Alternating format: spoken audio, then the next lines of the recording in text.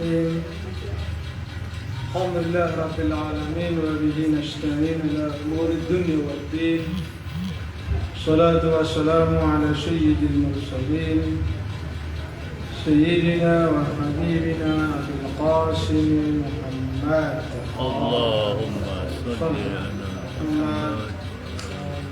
اللهم صل على محمد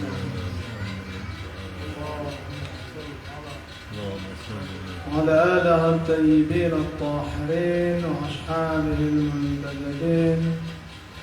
أشهد أن لا إله إلا الله وحده لا شريك له وأشهد أن محمدا عبده ورسوله.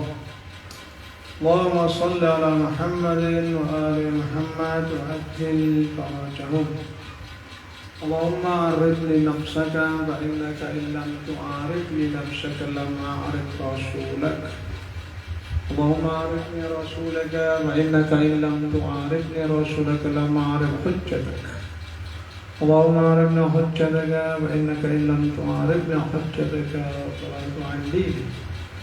يا الله يا رحمن يا رحيم يا مقلب القلوب ثبت قلبي على دينك. السلام عليك يا رسول الله. السلام عليك يا أمير المؤمنين. السلام عليك يا قرة عين الرسول. السلام عليكم يا سيد الشباب أهل الجنة. السلام على الحسين وعلى علي بن الحسين وعلى أولاد الحسين وعلى أصحاب الحسين. السلام عليكم ورحمة الله وبركاته.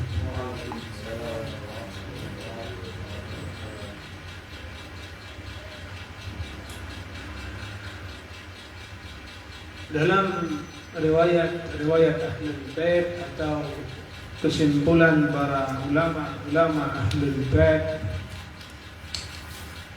Sayyidah Fatimah Zahra alaiha salam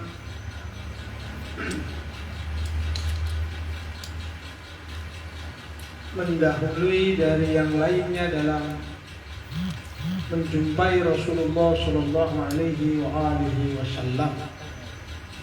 Sebagaimana hal itu juga telah dikabarkan Ar-Rasul kepada Sayyidah Fatimah Zahra sallallahu alaiha, yang dalam riwayat dikatakan ada bisikan Ar-Rasul kepada Sayyidah Fatimah Zahra, yang bisikan itu membuat heran orang-orang yang melihat, termasuk Sayyidah Aisyah istri Rasulullah sallallahu alaihi wasallam, karena ada dua fenomena yang berbeda pada waktu yang sama, yakni tangisan yang diiringi dengan senyuman ketika Ar-Rasul membisikkan sesuatu kepada Sayyidah Fatimah.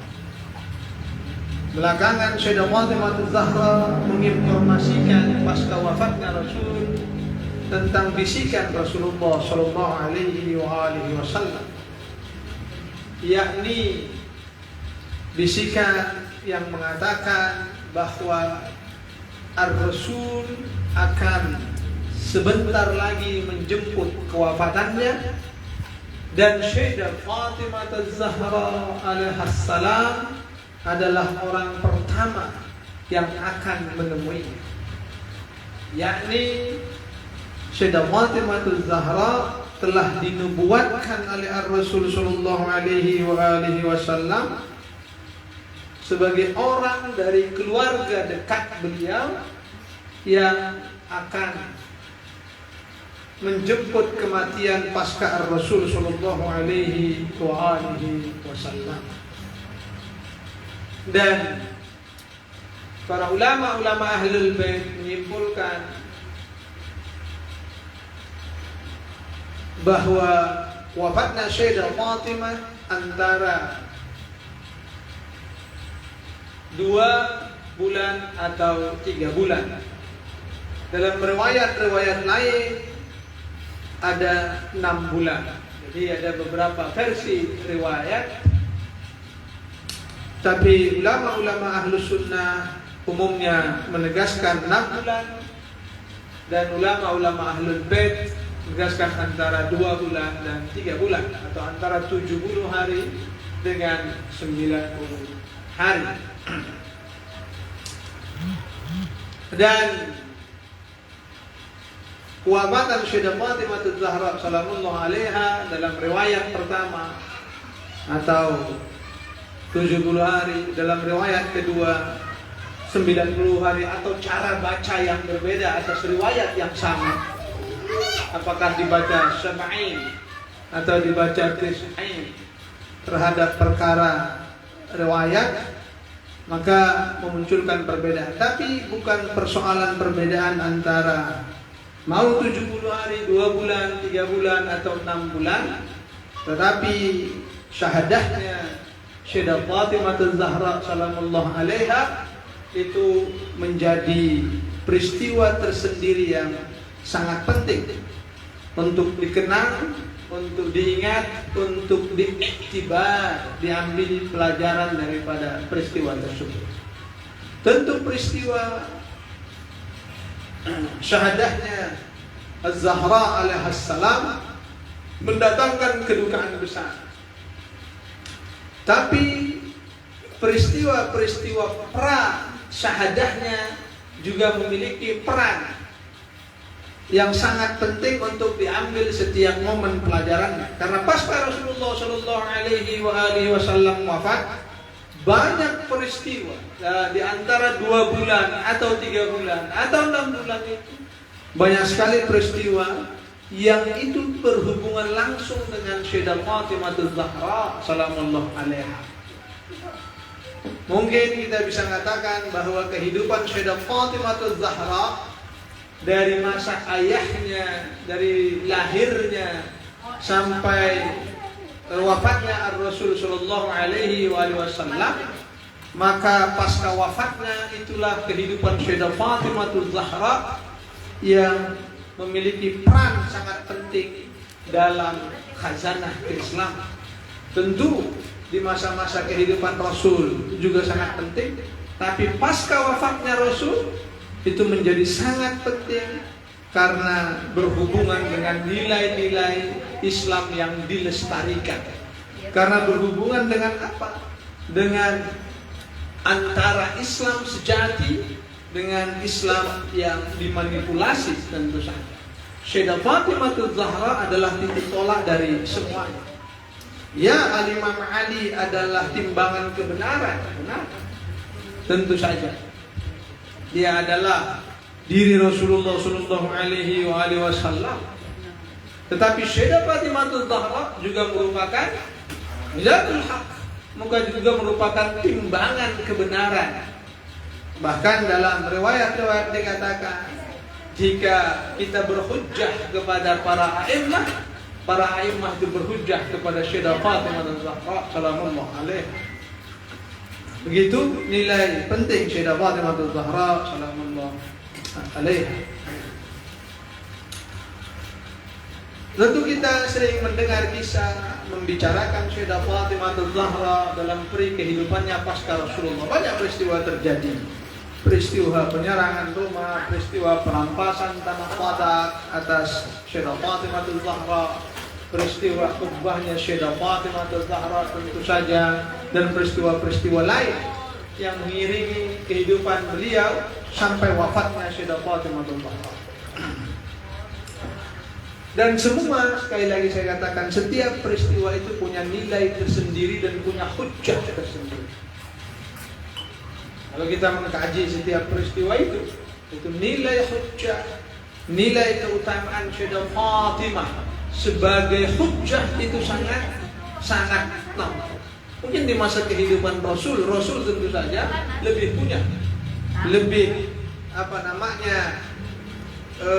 didengar katanya daripada siapapun karena hidupnya Rasul dengan beliau sebagai seorang nabi. Dan tentu setiap ucapannya tentang diri Sayyidah Fatimah juga merupakan hujjah. Tapi bagaimana Sayyidah Fatimah Az-Zahra menggunakan hujjah pasca wafatnya Rasulullah untuk menunjukkan pengetahuan, ilmu, ma'rifatnya atas ajaran ayahnya itu sangat nyata pada saat itu.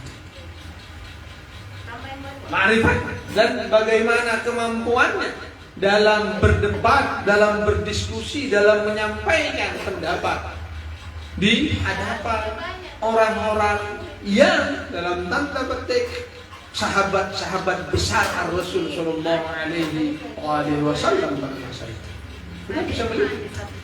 Sehingga banyak pelajaran yang bisa kita ambil dari berbagai peristiwa sejarah itu. Banyak hal yang bisa kita petik dari teknik-teknik yang digunakan Sayyidah Fatimah dalam apa? Mempertahankan ajaran ayahnya. Ini 3 bulan dalam kehidupan Sayyidah Fatimah Zahra itu adalah masa paling kritis. Masa paling kritis di dalam Islam. Karena kehilangan Rasul sallallahu alaihi wasallam. Persoalannya apa? Persoalannya karena Al-Qur'anul Karim telah mengingatkan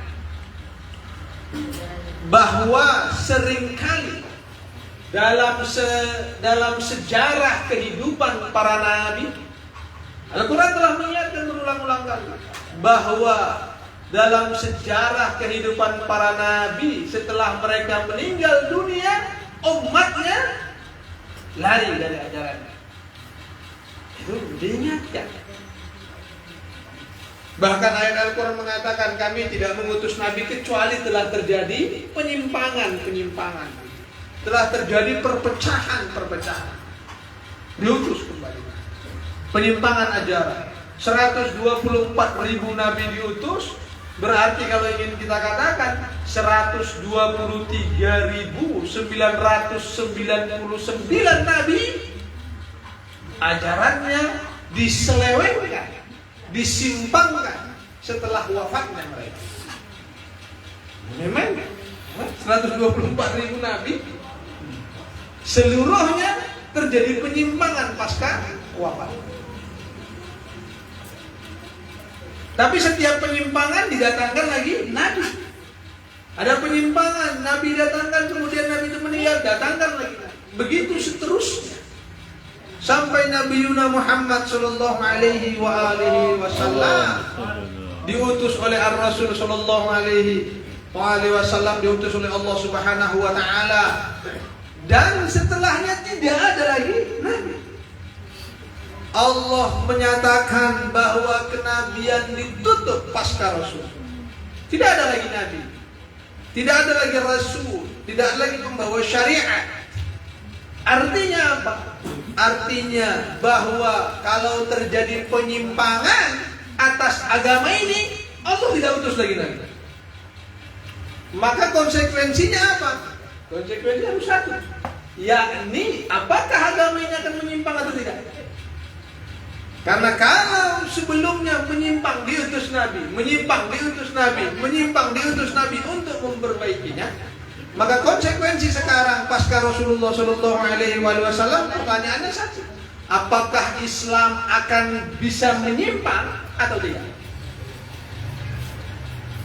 Kalau kita mengatakan Islam terjadi penyimpangan, konsekuensinya apa? Konsekuensinya kalau kita belajar dari sejarah, Nabi harus diturunkan lagi. Tapi Nabi tidak akan diturunkan lagi. Maka konsekuensinya agama akan menyimpang terus sampai hari kiamat. Karena tidak ada lagi yang membenarkan penyimpangan itu. Tidak akan ada lagi yang meluruskan penyimpangan tersebut. Konsekuensi itu. Kalau terjadi penyimpangan itu, tentu mungkin saja penyimpangan terjadi. Bisa saja kita berpikir mungkin terjadi penyimpangan atas ajaran agama. Maka kalau itu konsekuensinya seperti itu, bahwa kemungkinan penyimpangan itu berakibat agama tidak akan pernah lagi diluruskan.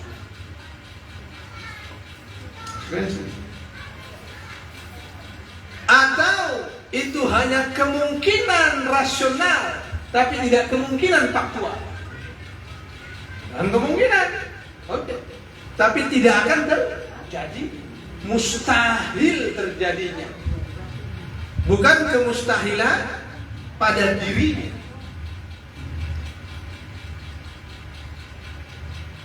Ada yang mustahil pada dirinya sendiri. Tapi ada mustahil pada dirinya, bukan mustahil, tapi pada kejadiannya itu mustahil. Dalam jenis-jenis kemustahilan. Jadi mungkin saja itu, tapi tidak akan pernah terjadi. Seperti kita mengatakan mungkin saja, mungkin tidak Nabi untuk berbuat salah, mungkin. Karena itu bisa terjadi, tetapi itu bisa secara rasional, tetapi tidak akan terjadi pada diri Nabi Shallallahu Alaihi Wasallam untuk dia berbuat secara faktual terjadi salah. Secara potensialitasnya, tapi aktualitasnya tidak akan pernah terjadi.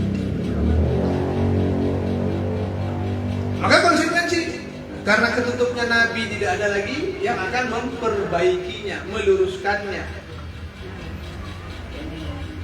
Atau kita akan mengatakan Islam tidak akan terjadi penyimpangan. Kita memilih yang kedua, tidak mungkin Islam terjadi penyimpangan. Dalilnya karena tidak mungkin lagi didatangkan Nabi. Bisa.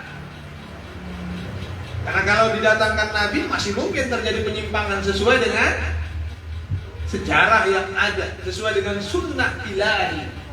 Bagian dari sunnah ilahi. Karena Allah mengatakan kalau terjadi penyimpangan dia akan mengutus Nabi. Allah sendiri mengatakan bagian dari sunnahnya. Tapi setelah ditutupnya seolah sunnah Allah itu tidak akan terjadi lagi. Karena tidak akan lagi diangkat. Maka kita ingin mengatakan mungkin dia pilihan kedua, tidak mungkin terjadi penyimpangan agama. Ketika kita mengatakan tidak mungkin terjadi penyimpangan agama, maka pertanyaan mengapa tidak mungkin terjadi? Apakah itu menunjukkan berarti umat ini telah memahami, mengamalkan ajaran agama 100% tanpa salah? Atau seperti apa? Oh, tidak terjadi penyimpangan pemahaman. Baik, kalau tidak terjadi penyimpangan pemahaman atas agama ini, dari siapa yang tidak akan terjadi penyimpangan itu? Apakah dari umat keseluruhannya? Atau dari segelintir umat saja? Atau seperti apa? Itu perkara yang harus diselesaikan ketika kita berbicara bahwa agama ini tidak akan mengalami penyimpangan. Oh, agama ini kan akan dipelihara oleh Allah. Ya, betul. Semua agama dipelihara oleh Allah, tapi pelihara Allah maksudnya apa? Allah mau turun tangan nih untuk ngingatin kita masing-masing kalau salah, kan enggak? Nggak bisa. Itulah kenapa dalam mazhab Ahlul Bait kemudian muncul persoalan imamah dan sebagainya. Tiada lain adalah konsekuensi dari penutupan kenabian. Tapi di satu sisi bahwa agama tidak boleh mengalami penyimpangan, maka harus ada imamah, harus ada penggantinya, harus ada orang yang sekaliber Rasul Sallallahu Alaihi Wasallam dalam menjaga agama dari penyimpangan. Artinya harus ada orang. Jadi bukan soal agama ini saja, karena agama ini abstrak. Agama ini diperuntukkan bagi manusia. Artinya agama ini adalah pahaman manusia, pengamalan manusia itu sendiri. Itu bentuk agama. Bukan agama yang sedang dibicarakan, bukan agama yang di langit sana, bukan agama yang ada di sisi Allah sana, tapi agama yang kita pahami, agama yang kita praktekkan. Itu yang menjadi masalah. Makanya kalau ada orang bilang bahwa semua yang kita amalkan dalam agama ini adalah hasil penafsiran. Begitu. Oke, Al-Quran sama tapi penafsiran berbeda. Iya. Tapi persoalannya dari keragaman penafsiran ada yang benar, ada yang salah, atau salah semua, atau benar semua, kan problemnya di sana. Karena kalaulah semua penafsiran hanya sebatas penafsiran, tidak ada aktual yang sesuai dengan realitas yang diinginkan oleh Allah Subhanahu wa Ta'ala, maka konsekuensinya kembali lagi bahwa agama tidak terpahami dan tidak terlaksana. Kita kan ya bolehlah dalam konteks etika, diskusi, etika debat, persatuan dan sebagainya, kita bisa berbeda dan menghormati setiap perbedaan. Tapi dalam dunia ilmiah, akademik, salah benar menjadi ukuran penting. Bukan tidak. Artinya, makanya saya sering mengatakan bahwa salah benar itu adalah ilmiah. Menyalahkan orang itu bukan etika yang buruk, itu etika yang baik dalam dunia ilmiah. Karena misalnya ada gerakan, sebagian gerakan liberalisme atau apalah istilah namanya, yang biasa setiap orang ingin menciptakan istilah supaya populer, supaya keren, ya kan? Makanya kadang-kala kita dalam dunia akademis ini sibuk dan capek dengan istilah-istilah. Islam ini, Islam itu, Islam mungkin berpuluh-puluh istilah. Kadang-kala kita capek hanya untuk cari pembedanya saja. Apa nih beda ini dengan ini, gitu ya? Yang kadang-kala tidak signifikan, tapi ya asik aja menggunakannya biar terkesan ilmuwan lah, gitu kan? Jadi semakin kita buat istilah yang makin sulit dipahami orang kan makin ilmuwan ya. Bila perlu buatkan istilah baru kan, gitu kan? Apa-apa, dibuat istilah baru yang nanti menggejala, gitu kan? Nah itu biasa dalam dunia-dunia akademik.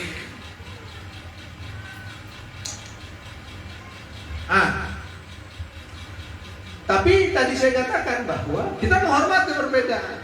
Artinya kita menghormati setiap orang untuk menyampaikan pendapatnya, menyampaikan hasil pikirannya, mengamalkan apa yang diyakininya. Tapi membenarkan nanti dulu. Itu berbeda ya. Makanya truth claim itu tidak ada masalah. Klaim kebenaran itu sah-sah aja dalam dunia akademik. Kita harus mengklaim diri kita benar dan mengklaim orang lain salah yang berbeda pendapat dengan kita. Dianya tentu sekali lagi dengan argumentasi, bukan dengan tegang-tegangan urat, kan? Maksudnya ketika kita bicara benar dan salah, itu berarti berurusan dengan argumentasi. Dianya. Saya benar karena punya argumentasi ini. Punya data, punya fakta ini. Secara argumentatif. Bukan otot-ototan. Dianya, tidak. Nah, argumentasi. Sehingga ketika kita menyalahkan orang dengan argumentasi, itulah etika diskusinya. Gitu maksudnya saya. Itulah etika perdebatan. Tapi kalau Anda melarang orang berpendapat dan menyampaikan pandangannya, itu sudah bukan wilayah akademik. Makanya kita mengklaim kebenaran sah-sah saja, tidak apa. Selama itu argumentasi. Mengklaim keselamatan, tidak apa, sah-sah saja. Selama itu argumentasi. Tapi melarang orang untuk menyampaikan pendapat yang berbeda dengan kita, itu sudah keluar dari etika akademik.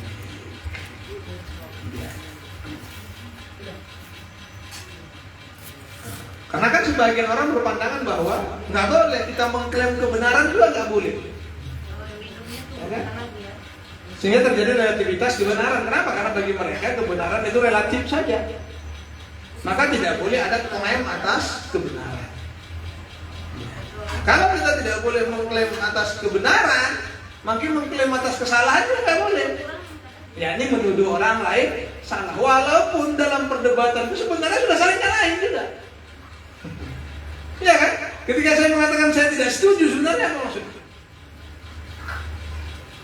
Saya tidak sependapat dengan Anda. Maksudnya Anda salah. Kan itu sebenarnya. Bahasa halusnya saya tidak sependapat. Ya. Artinya ya menurut saya Anda salah. Kan kita katakan begitu. Ya. Maka kalau kita ingin katakan bahwa semua penafsiran itu seperti itu sehingga tidak ada klaim kebenaran, sekali lagi kita akan kembali ke persoalan awal. Berarti agama ini mungkin terjadi penyimpangan yang tidak akan pernah bisa diluruskan. Itu artinya akan terjadi tasalsul atau akan terjadi daur secara logika. Nah boleh itu. Maka rantai tasalsul atau rantai daur itu harus diputus dengan mengatakan bahwa agama ini tidak akan mengalami penyimpangan, dan itu karena agama ini bukan hanya abstrak yang ada pada Tuhan, tapi agama ini adalah membumi yang dipahami oleh manusia dan dipraktekkan oleh manusia. Maka tentu agama ini hidup di tengah-tengah kita dalam kebenaran itu sendiri, bukan dalam penyimpangan. Ini konsekuensi logis yang harus kita terima. Makanya saya tadi katakan di awal, pasca wafatnya Rasulullah Shallallahu Alaihi Wasallam, ini adalah momen kritis di dalam dunia Islam karena berhubungan dengan apa? Apakah agama akan mengalami penyimpangan atau tidak? Disinilah peran Sayyidah Fatimah Zahra salamullah alaiha. Kenapa? Karena Sayyidah Fatimah Zahra salamullah alaiha menjadi hujjah awal dalam perdebatan dan penyimpangan rasa. Sebelum yang lain, Sayyidah Fatimah Zahra adalah orang awal pasca wafatnya Rasulullah yang memberikan hujjah-hujjah, argumentasi-argumentasi atas penyimpangan pemahaman keagamaan yang terjadi pasca wafatnya Rasul. Bahkan masih merahnya kuburan Rasul, masih basahnya kuburan Rasul, Sayyidah Fatimah telah menegakkan hujjah Rasulullah Sallallahu Alaihi Wasallam.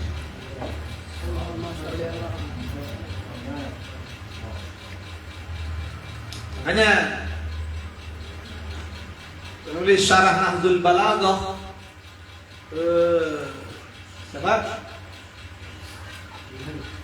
Mu'tazili Ibn Abil Hadid Al-Mu'tazili, kan?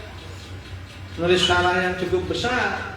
Dia dalam salah satu syarahnya ketika membahas Fatimah Zahra sampai kepada pembahasan tentang fadak, dia berkata, dia mengisahkan, saya bertanya kepada guruku. Dan dia bertanya kepada gurunya dalam kasus fadak, siapa yang benar? Ibn Abil Hadid bertanya kepada guru. Dan dia dalam kasus fadak, siapa yang benar? Apakah Fatimah Zahra? Dia ulama Sunni kan? Yang ditanya dia ulama Sunni. Yang benar apakah Sayyidah Fatimah Zahra atau Abu Bakar Siddiq? Dia bertanya kepada dia. Gurunya menjawab bahwa yang benar adalah Fatimah Zahra. Jadi orang gurunya mengatakan bahwa yang benar dalam perkara fadak antara Sayyidah Fatimah Zahra dengan Abu Bakar Siddiq adalah Fatimah. Maka ketika itu aku bertanya kepada, kata Ibn Abil Hadid, lalu mengapa Abu Bakar tidak menyerahkan kepada Sayyidah Fatimah Zahra? Dia bertanya lagi, kalaulah benar, lalu kenapa Abu Bakar tidak menyerahkannya? Dalam pandangannya, semestinya kalau gurunya saja memahami Sayyidah Fatimah Zahra yang benar, masa Abu Bakar tidak memahami? Oke ya? Kalau gurunya saja memahami bahwa yang benar dalam masalah itu adalah Sayyidah Fatimah, masa Khalifah Abu Bakar tidak memahami persoalan itu? Bisa. Maka dia berkata, lalu kenapa Khalifah Abu Bakar Siddiq tidak mengembalikannya? Jawaban gurunya itu menarik. Gurunya bilang begini, kalau Abu Bakar mengembalikannya, kata dia, maka menjadi hujjah bagi Fatimah atas kebenaran dirinya, dan besok dia akan datang menuntut imamahnya Ali kepada Abu Bakar.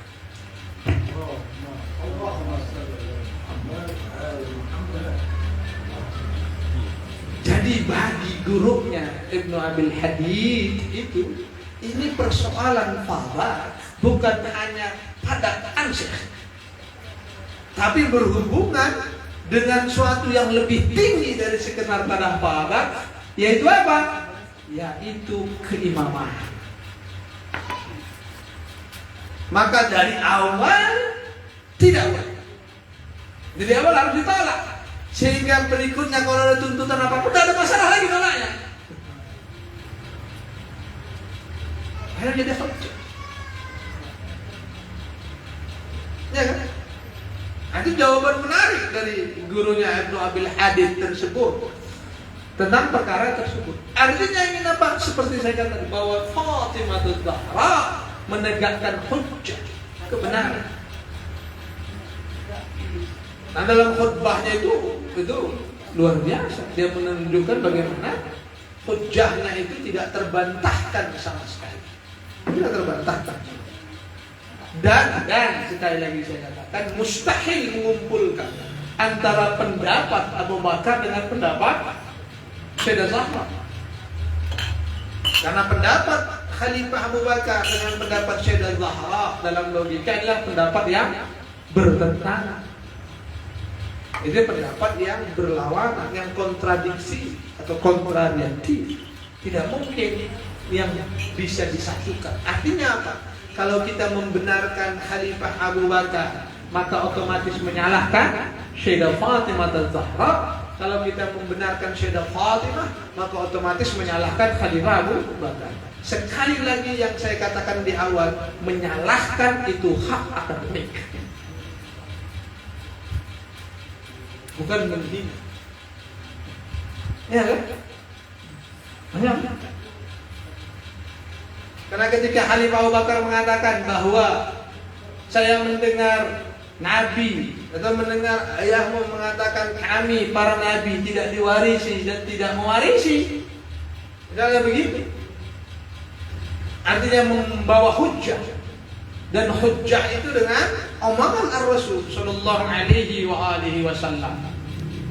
Artinya Khalifah Abu Bakar membawa hujjahnya, dan hujjahnya itu adalah omongan Ar-Rasul Sallallahu Alaihi Wasallam, sabda Rasul, hadis, bahwa Rasul mengatakan kalau mereka itu tidak diwarisi dan tidak mewarisi. Maka Sayyidah Fatimah Zahra apakah langsung mengatakan Abu Bakar pembohong? Tidak. Sayyidah Fatimah mengatakan kau berdusta. Tidak langsung mengatakan begitu. Artinya ketika suatu itu disampaikan harus diterima dulu sampai terbukti kebohongan. Ya kan? Dia. Mungkin saja itu benar kan begitu. Awal dulu mungkin yang disampaikan. Tetapi Sayyidah Fatimah Zahra mengetahui kalau itu tidak benar, maka dia harus menegakkan hujjah untuk tidak terjadi penyimpangan tersebut. Karena apa? Karena itu berkonsekuensi luar biasa. Perkataan Khalifah Abu Bakar itu konsekuensinya dahsyat. Itu bukan lagi persoalan pada konsekuensinya. Kemarahan Sayyidah Fatimah Zahra bukan sekedar pada. Kalau Anda mau memahaminya itu, ketika Khalifah Abu Bakar mengatakan bahwa kami para nabi tidak diwarisi dan tidak mewarisi, itu bukan lagi persoalan fadak bagi Sayyidah Fatimah. Tapi persoalan apa?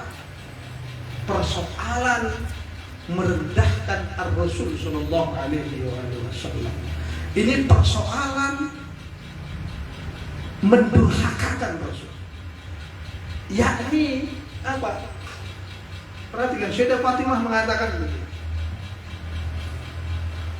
Maknanya kira-kira dia mengatakan bahwa sungguhnya ayahku adalah Rasul dan tidak mungkin dia menentang Allah Subhanahu wa ta'ala. Sayyidah Fatimah mengatakan, mungkinkah ayahku menentang Allah?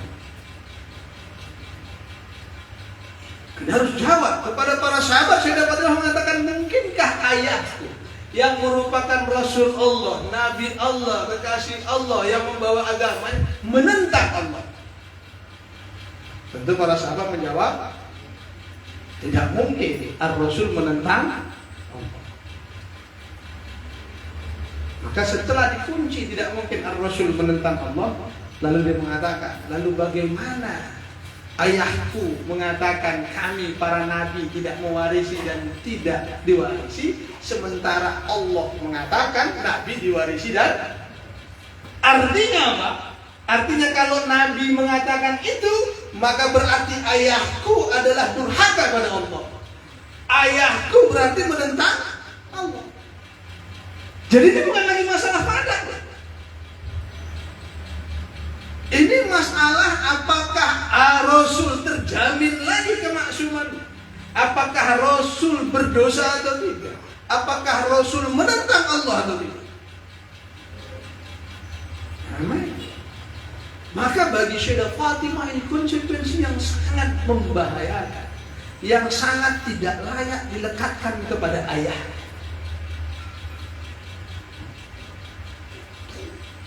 Karena Allah mengatakan, makanya kemudian Sayyidah Fatimah membawa ayat-ayat Al-Qur'anul Karim. Bukankah dikatakan bahwa Sulaiman mewarisi Daud? Artinya Nabi mewarisi dan Nabi diwarisi. Sulaiman mewarisi Daud, Daud diwarisi Sulaiman. Berarti Nabi mewarisi dan diwarisi. Al-Quran mengatakan bagaimana? Ketika Al-Quran mengatakan Nabi diwarisi dan mewarisi, tapi ayahku mengatakan Nabi tidak diwarisi dan... Lalu mana yang mau diterima? Perkataan Allah atau perkataan Nabi? Kalau Anda menerima perkataan Nabi Muhammad, berarti Anda menolak ayat Quran, perkataan Allah. Kalau Anda menerima perkataan Allah, berarti Anda menolak perkataan Nabi. Kalau itu benar perkataan ayahku, maka ayahku telah menentang Tuhan. Bukan lagi urusan padat. Terlalu kecil masalah padat begitu dan Fatimah. Tapi yang paling besar Anda ingin mengatakan ayahku menentang Allah. Sayyidah Fatimah harus membersihkan. Itu penyimpangan yang dahsyat kalau itu bisa dikenal. Kemudian ketika Sayyidah Fatimah mengatakan juga, bukankah ayat Al-Quran mengatakan jika seorang ayah wafat, siapa yang mewarisinya? Anaknya mewarisinya. Al-Quran mengatakan, ya kan, orang tua diwarisi oleh anaknya. Rasul ayahnya dan aku adalah anaknya. Bagaimana mungkin anak tidak mewarisi ayahnya? Lagi-lagi menentang ayat Al-Quran.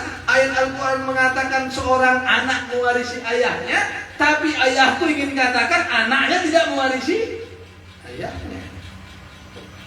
Lagi-lagi berarti Rasul menentang Al-Quran. Bagaimana bisa?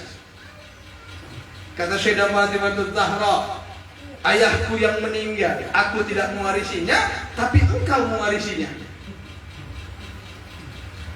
Nah kalau Al-Quran mengatakan aku tak mewarisinya, lalu engkau dari mana jalurnya bahwa Khalifah Abu Bakar bisa mewarisi apa yang ada pada diri Rasul Sallallahu Alaihi Wasallam?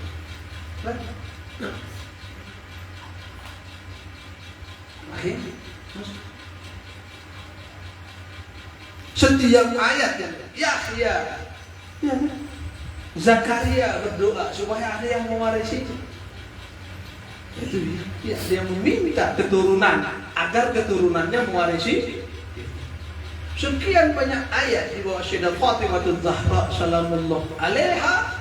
Untuk apa? Untuk mengambil fadak? Tidak. Dikunci yang pertama, yakni ayahku tidak pernah menentang Tuhan. Ini yang dia bilang, bukan masalah fadak lagi. Artinya baru kalau kita mau simpulkan sederhananya apa? Kalau Anda bertahan bahwa itu omongan Rasul, maka Rasul menentang Tuhannya. Atau itu bukan omongan Rasul. Selesai.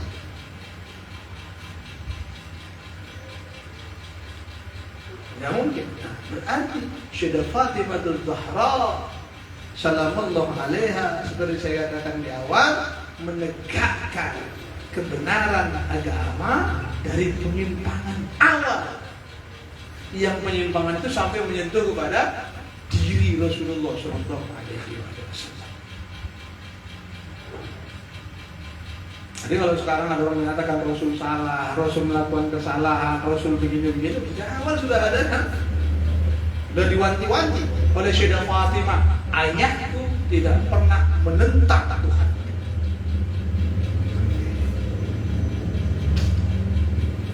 Tapi kalau ayahnya pernah menentang Tuhannya, ya tidak apa-apa nanti kalau ada hadis-hadis yang menentang Quran, hadis-hadis yang tidak sejalan dengan ayat Quran, tidak apa-apa. Iya kan? Sehingga salah satu yang dimunculkan dalam beberapa kasus oleh para ulama, terutama ulama Ahlus Sunnah, adalah nasakh ayat Quran dengan hadis Nabi. Sampai ada nasakh Al-Quran dengan hadis. Ada teori dalam nasikh wal mansukh, ya kan? Selain ayat Quran dengan ayat Quran, ada ayat Quran dengan hadis. Karena kadang-kadang ayat Al-Quran berbeda total dengan hadis Nabi, dan hadisnya sahih misalnya sedemikian rupa. Lalu bagaimana mengkompromikan? Tidak bisa dikompromikan, ya kan? Dijamu tidak bisa. Maka dikeluarkan teori nasyakh, hadis menasakh Quran. Tentu dalam ada Ahlul Bait hadis tidak diterima, tidak bisa sama sekali, karena derajat hadis tentu di bawah Al-Quranul Karim. Karena berarti kalaulah itu sekali lagi muncul yang pertama tadi, berarti Nabi menentang. Bayangkan kalau ada yang dihalalkan Tuhan, diharamkan Nabi. Halal kata Tuhan, Nabi bilang haram. Yang mau dilaksanakan perintah Tuhan dan perintah Nabi kira-kira. Kalau ada ayat mengatakan halal, kemudian Nabi mengatakan haram, yang mau dilaksanakan perintah Tuhan atau perintah Nabi?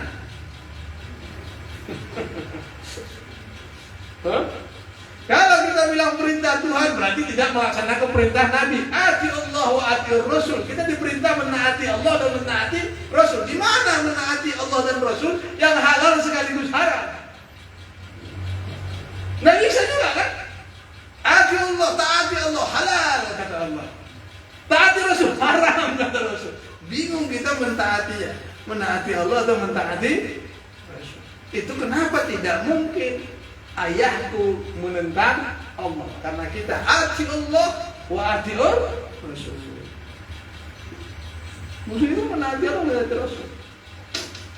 Maka supaya tidak terjadi dua nasak. Oh, nasak berarti Allah menghalalkan, Nabi mengharamkan, dan yang dipakai adalah yang belakangan, yaitu yang diharamkan Nabi. Artinya Nabi menasak Quran. Dalam bahasa lain, Nabi menentang Quran. Lihat ya. Nah, susah mengkompromikan itu. Misalnya, Anda mau menolak hadisnya, oh ini sahih ini misalnya hadisnya. Kan repot, menolak hadis sahih juga punya konsekuensi kan?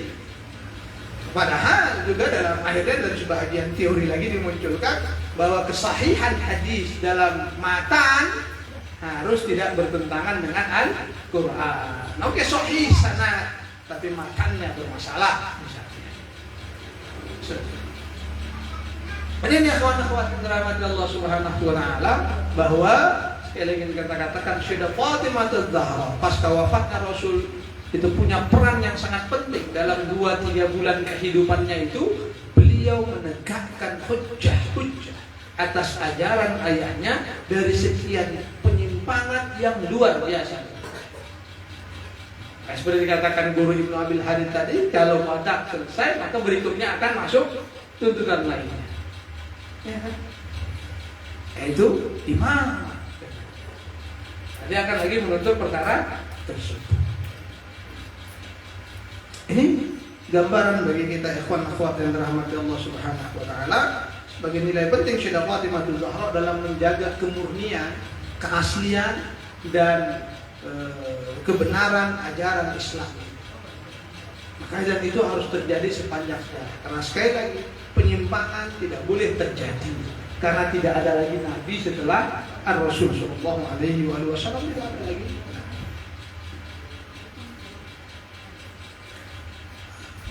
Tetapi pada faktanya kita sebagaimana ketahui apa yang terjadi pada Sayyidah Fatimah Zahra, hujjah-hujjah Sayyidah Fatimah Zahra walaupun tidak bisa dibantah, hujjah-hujjah itu menjulang tinggi, tidak mampu untuk ditumbangkan sekecil apapun.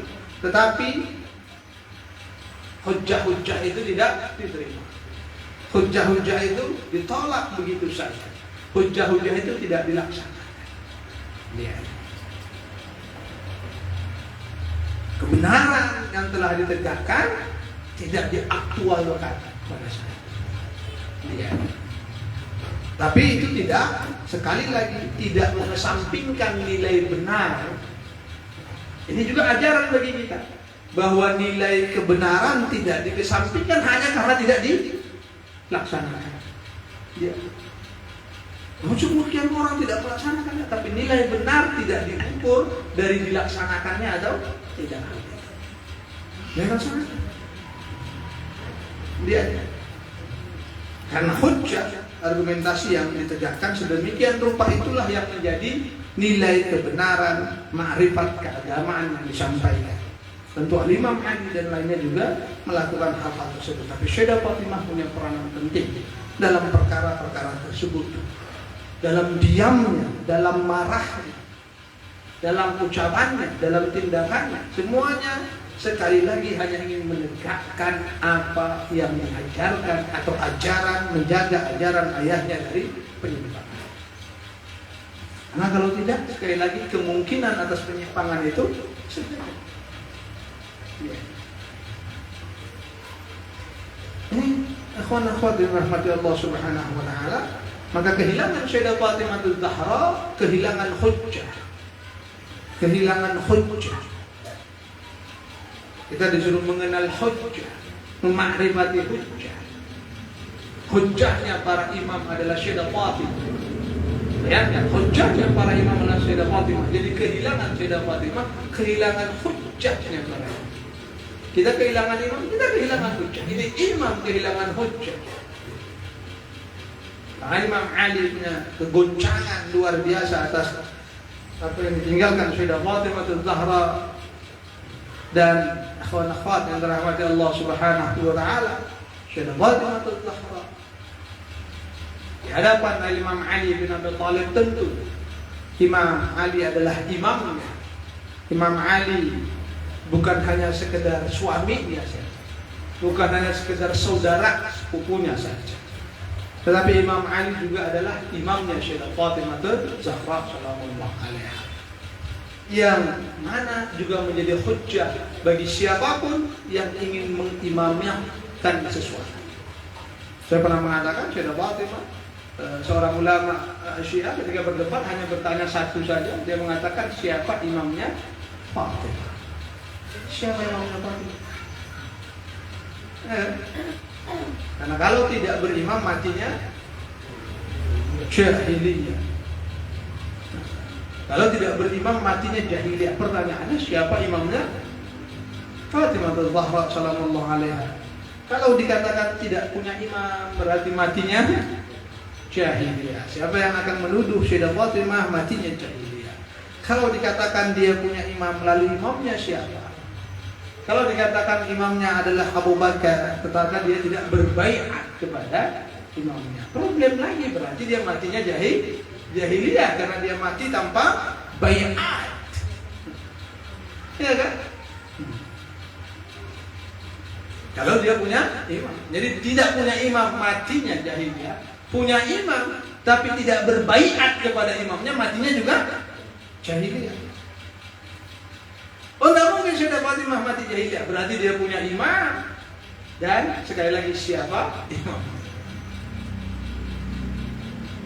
Ali Abu Bakar tentu tidak, karena dia tidak pernah berbaiat dalam konteks tersebut. Berarti dia punya imam yang baik. Itulah kenapa tadi saya sampaikan di awal. Gurunya Ibnu Abdul Hadid mengatakan, kalau ini selesai urusannya masalah imam, tujuannya di ujungnya dia ingin membuktikan siapa imam yang sebenarnya. Dan itu menjadi hujjah bagi Imam Ali dan para imam lainnya. Jadi Sayyidah Fatimah ingin menegakkan hujjah bagi Imam Ali. Ya, ketika Sayyidah Fatimah Zahra, ketika Imam Ali bin Abi Thalib ditangkap, dibawa sedemikian rupa, dipaksa untuk berbaiat sedemikian rupa dalam beberapa riwayat. Ketika itu Sayyidah Fatimah Zahra murka. Sayyidah Fatimah Zahra sampai mengangkat tangannya dan mengatakan, meminta kepada Allah Subhanahu wa taala untuk ditimpakan bencana pada saat itu. Dan kemudian dia menghentikannya karena Syekh Imam Ali bin Abi Thalib alaihissalam ketika itu mengatakan dengan tegas, karena khawatir doa Sayyidah Fatimah akan sampai ke langit. Imam Ali ketika itu mengatakan, dalam riwayat dikatakan, ya wahai putri Rasulullah sallallahu alaihi wasallam, sesungguhnya imammu memerintahkan kepadamu. Imam Ali tidak lagi menggunakan dirinya sebagai suami saja, tapi dia ingin katakan suami, dan imammu memerintahkan kepadamu menghentikan. Maka Sayyidah Fatimah menghentikan doanya. Karena jika tidak, maka pada saat itu bencana besar, semua akan musnah pada saat itu. Mari dengan tegas langsung mengatakan imam. Maka Sayyidah Fatimah sekali lagi menegakkan hujjah bahwa imamnya adalah Imam Ali bin Abi Thalib, bukan yang lain. Artinya hanya Imam Ali yang bisa menghentikan apa yang ingin dilakukannya, dan dia mematuhi imam. Sekarang dia menegakkan hujjah dari penyimpangan. Makanya Imam Ali bin Abi Thalib alaihissalam dengan kesedihan yang luar biasa kehilangan Sayyidah Fatimah Zahra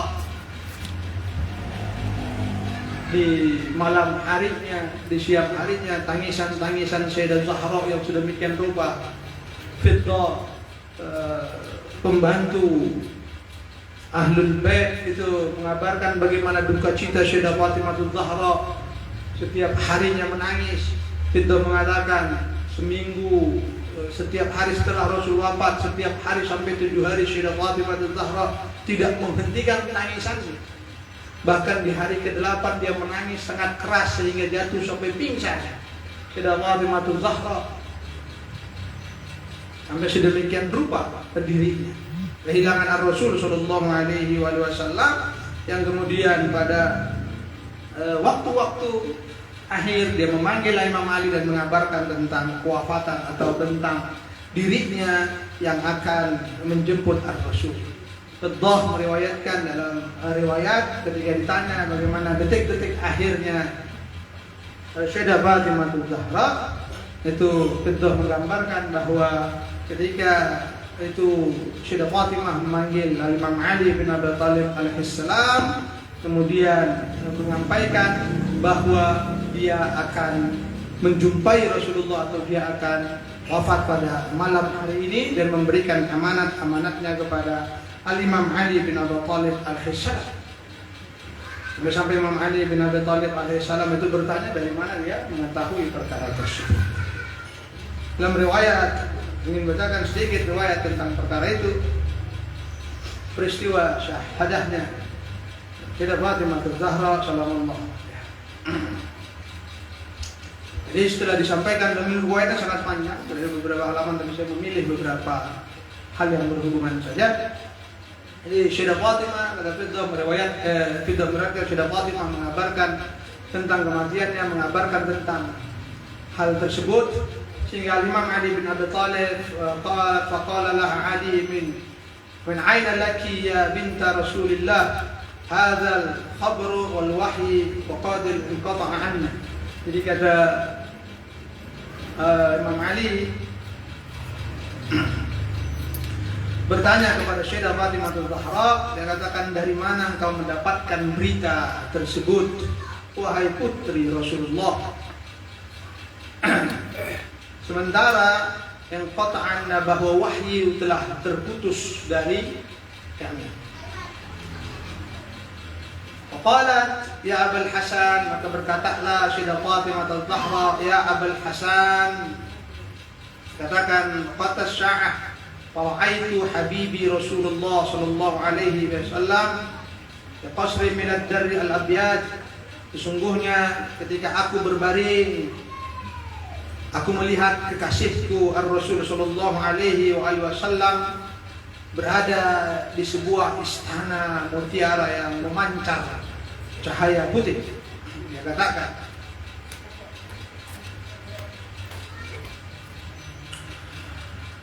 falamma ra'ani qala allamni ilayya ya bunayya fa inni ilayki mustafi. Faqalat Allah inni la ashaddu shawqan minka ila liqa'ik.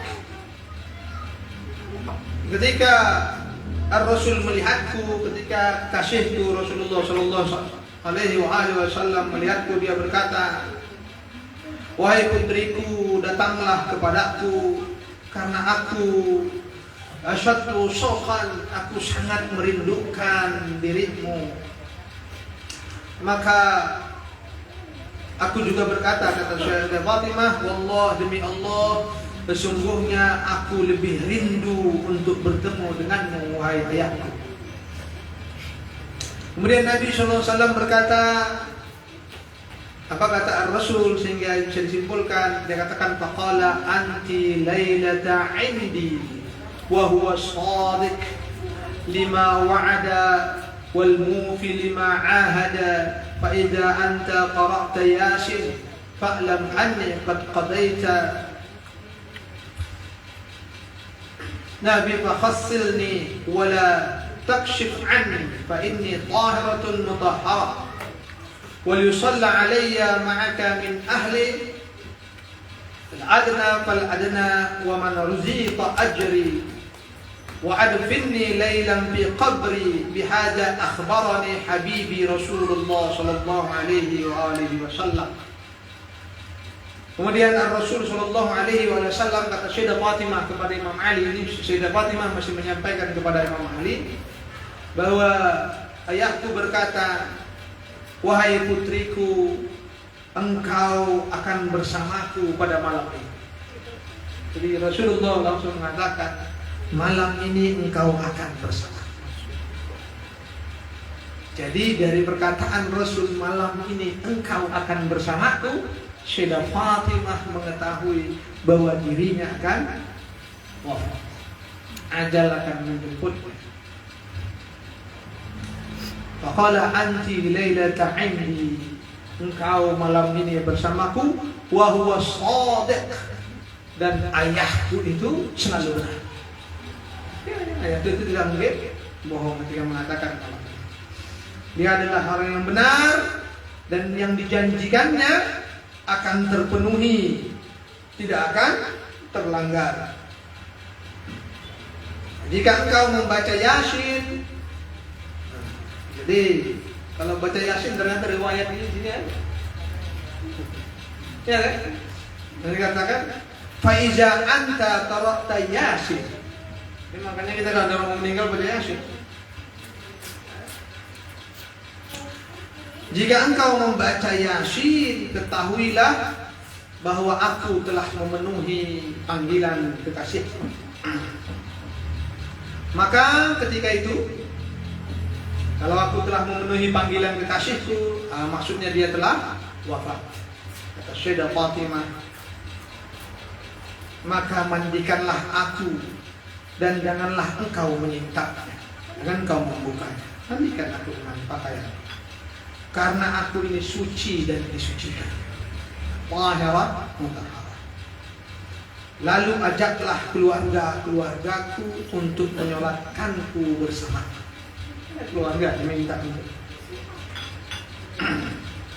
Dan kuburkanlah aku di waktu malam. Berarti dikuburkan pada malam itu. Tidak ditunggu waktu.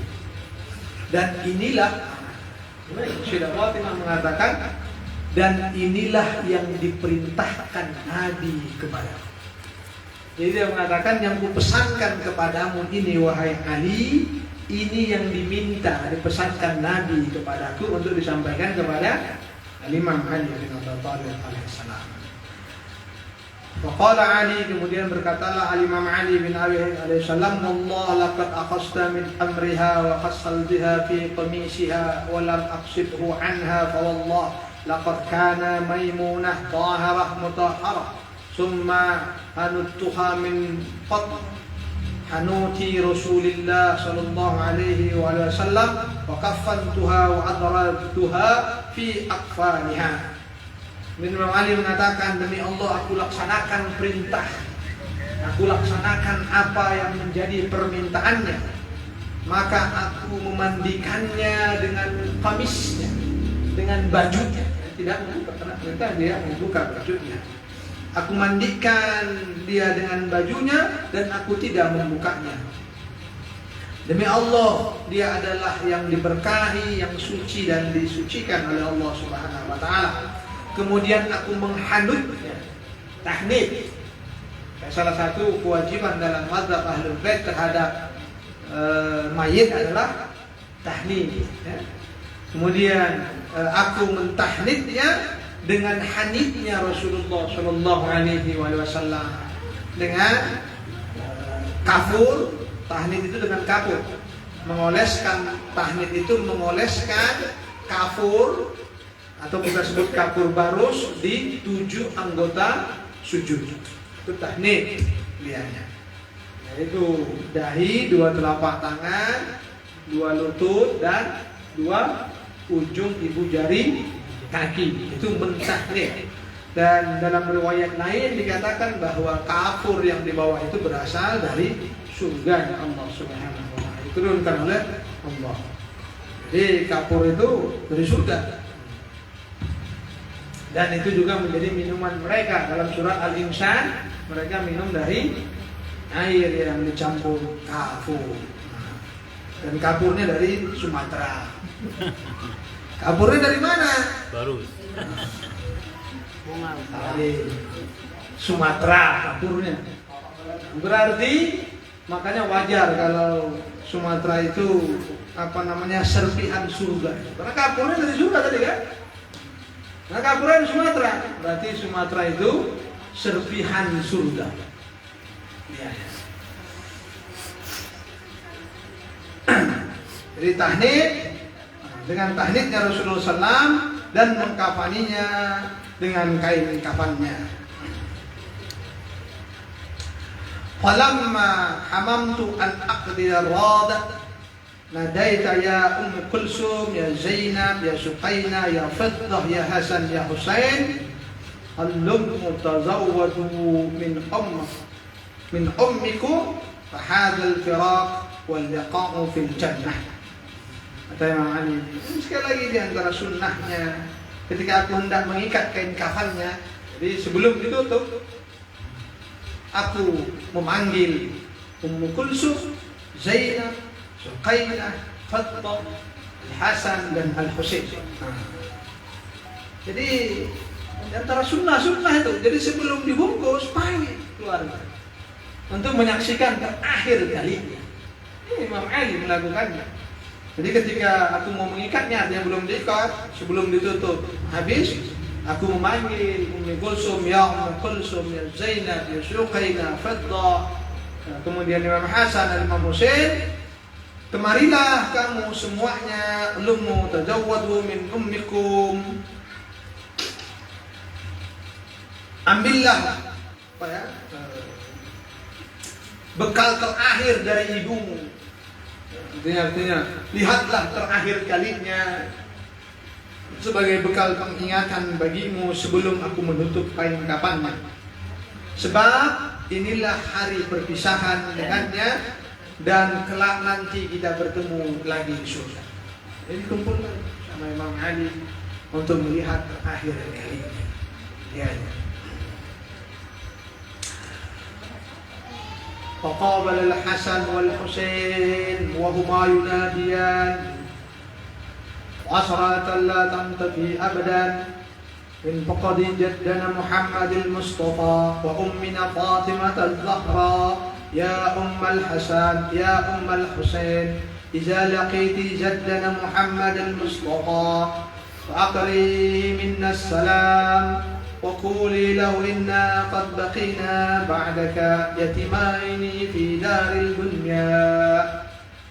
Kemudian datanglah Al-Hasan dan Al-Husain dan keduanya berseru, duka tidak akan pernah padam selamanya atas kehilangan kakek kami Al-Mustafa, dan duka tidak akan pernah hilang dari kami karena kami kehilangan ibu kami Fatimah Az-Zahra. Wahai Ummul Hasan, wahai Ummul Husain, maka ketika engkau bertemu dengan kakek kami Muhammad Al-Mustafa, sampaikanlah salam kami kepadanya dan katakan kepadanya, kami akan menjadi dua anak yatim di dunia ini. Faqala Amirul Mukminin, inni ashhadullah annaha qad jannat wa anta wa maddat yadayha فضمتهما إلى صدرها مليا وإذا بهاتف من السماء ينادي يا أبا الحسن ارفعهما عنها فلقد أبكى والله ملائكة السماوات فقد استاق الحبيب إلى المحبوب قال فرفعتهما عن صدرها وجعلت أعقد الردى وأنا أنشد بهذه الأبيات. Kemudian Imam Ali berkata, aku bersaksi kepada Allah, ketika itu Fatimah Az-Zahra membungkuk, mengerang kesakitan dan mengelurkan tangannya. Kemudian dia memeluk kedua putranya Al-Hasan dan Al-Husain dengan erat ke dadanya. Dan tiba-tiba ada suara dari langit yang memanggil, wahai Abul Hasan, angkatlah keduanya darinya, karena demi Allah para malaikat langit telah menangis karena sang kekasih telah merindukan kekasihnya.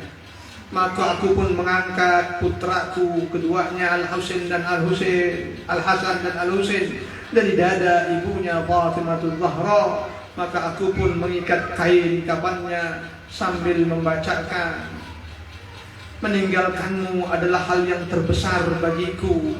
Kehilanganmu ya Fatimah adalah kesedihan yang paling buruk untukku. Aku akan menangis dan meratap dalam kesedihanku karena jalan yang lebih baik telah berlalu. Sungguh wahai cahaya mata dan kebahagiaanku, kesedihanku tiada henti. Aku akan menangisi selalu kekasihku. Kemudian dia menggendongnya dan membawanya ke makam ayahnya Ar-Rasul sallallahu alaihi wa alihi wasallam, ingin menguburkan Sayyidah Fatimah Az-Zahra di makam ayahnya dan membawa kepada kubur ayahnya tersebut untuk menyampaikan salam terakhir kepada Ar-Rasul sallallahu alaihi wa alihi wasallam. Jadi Syekh Imam Ali membawa Sayyidah Fatimah ke makam Ar-Rasul sallallahu alaihi wasallam, dan kita sudah pernah membahas bahwa makam Ar-Rasul sallallahu alaihi wasallam juga benar di rumahnya Sayyidah Fatimah Az-Zahra atau di kamar Nabi yang menjadi juga kamarnya Sayyidah Fatimah Az-Zahra sallallahu alaiha.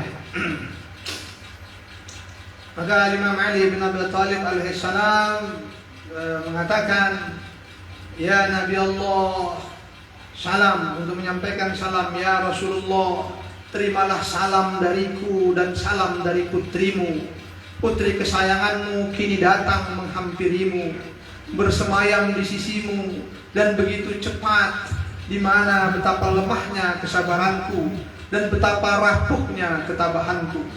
ketika kubaringkan jasadnya Fatimah dalam liang lahatmu, setelah hembusan napas terakhirmu di dadaku. Inna lillahi wa inna ilaihi raji'un.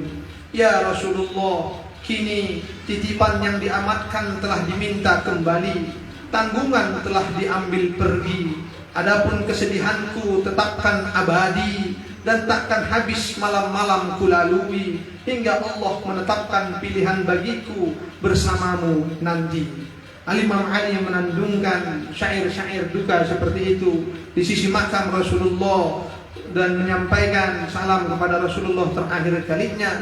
Dan kemudian Al-Imam Ali juga memesankan kepada Sayyidah Fatimah, wahai putri Rasulullah, kabarkanlah kepada ayahmu apa yang telah terjadi belakangan ini terhadap dirimu, terhadap suamimu, dan terhadap putra-putramu atas apa yang dilakukan umat terhadap diri mereka semua.